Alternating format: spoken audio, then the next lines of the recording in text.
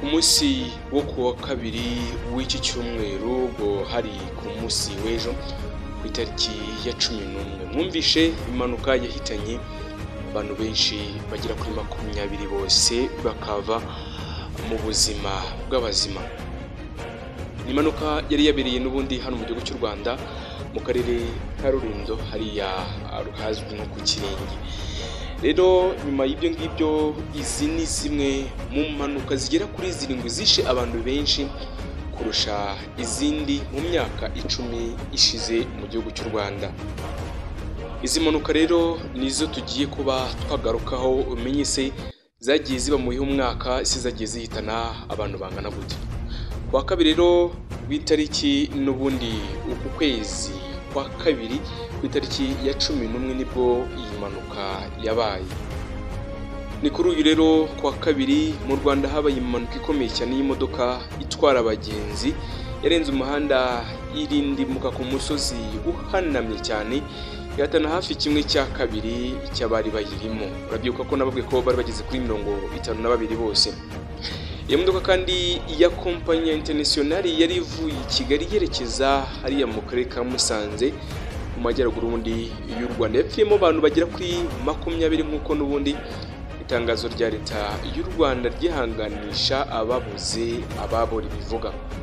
Iyi kandi niyo mpanuka yo mu muhanda iguyemo abantu benshi cyane kurusha izindi mu Rwanda mu myaka irenga 10 ishize hano mu rw'imisozi igihumbi. Kuri isi abantu rero barenga miliyoni 1 bicwa n'impanuka zo mu muhanda nkuko bivugwa n'ishami rya ONU ryita ku buzima OMS cyangwa se World Health Organization. Imbere rero imibare ya ONU yerekana ko mu mwaka wa 2018 mu Rwanda rwari mu bihugu bifite igipimo cyo hejuru cyane cy'abantu benshi bicwa n'impanuka zo mu muhanda, aho kandi byari ku bantu bagera kuri 29.7 bapfa ku bantu bagera ku 100,000. Kandi byari inshuro zirenga 3 igipimo rusange cy'abantu 8.3 ku bantu 100,000 cyo mu bihugu bikize cyangwa se byamaze gutera imbere ku isi. Kuva rero mu mwaka wa 2018 leta y'u Rwanda yatangiye ubukangurambaga n'imbaraga cyane ndetse n'ingamba zikarishye zigamije kugabanya impanuka zo mu muhanda. Izo ngamba zarimo izi ngizi: harimo ingamba yo kuzamura kamera mu mihanda migari zica amande abarangije umuvuduko. Ibihano birimo amande menshi n'igifungo kubishe amategeko y'umuhanda. Utwuma kandi tugena umuvuduko ntarengwa ku modoka zitwara abagenzi. Inzira kandi iz'abanyamaguru mu mihanda. N'ubukangurambaga bwagirayo amahoro bushyirwamo imbaraga cyane umunsi ku munsi. Mwagiye mubona girayo amahoro ku bibuga by'amashuri, mubona girayo amahoro mu mastade atandukanye ku biga by'imipira, mubona girayo amahoro ndetse no mu nsengero, mubona girayo amahoro mu marushanwa atandukanye. Mwabonye kandi ingingo girayo amahoro muri za gare zitandukanye, mubona girayo amahoro ku bibuga mpuzamahanga by'indege hose byari girayo amahoro. Mu mwaka wa 2022 rero i Kigali habaye impanuka ikomeye cyane y'ikamyo ya Howo. Iyi kandi nayo yaherukaga kwica abantu benshi icyarimwe mu gihugu cy'u Rwanda. Nyuma kandi y'izo ngamba imibare ya polisi y'u Rwanda yerekana ko mu myaka 5 ishize impanuka zo mu muhanda zagabanutseho 40% by'abapfaga bishwe n'impanuka. Iyi mpanuka kandi yo kuwa kabiri yongeye kwibutsa zimwe mu zishe abantu benshi mu myaka 10 ishize. Izi kandi muzibuka cyane n'imibare yazo zahitanye yatwaye benshi cyane kandi izi mpanuka ntabwo zari zisanzwe. Iyi raporo kandi yatanzwe na polisi y'igihugu cy'u Rwanda igaragaza abantu benshi bagiye bapfa muri izi mpanuka zikurikira.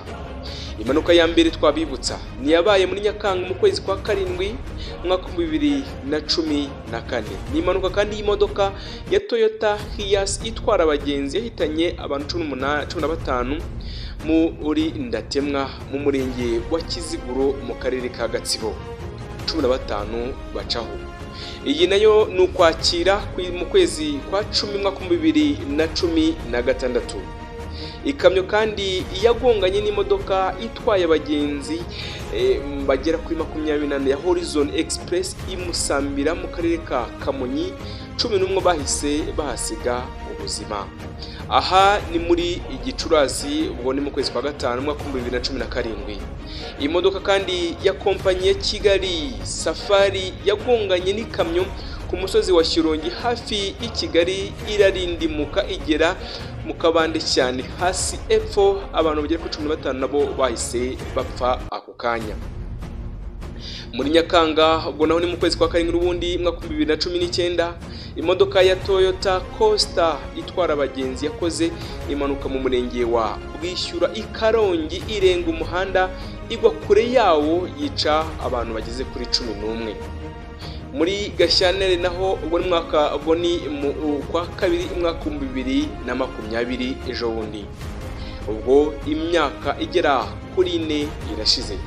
Imodoka kandi yikoreye ibiti yagonze izindi mu muhanda wa Kigali Muhanga, hapfa abantu 7, hakomereka abarenga 10. Ukwakira nako ni mu kwezi kwa 10 n'ubundi mwaka 2022, ikamyo yo mu bwoko bwa Howo yamanukaga ahazwi mu kuri Yamaha ku Muhima muri Kigali, yishe abantu 6, barimo uwari uyitwaye ndetse n'abanyamaguru 5.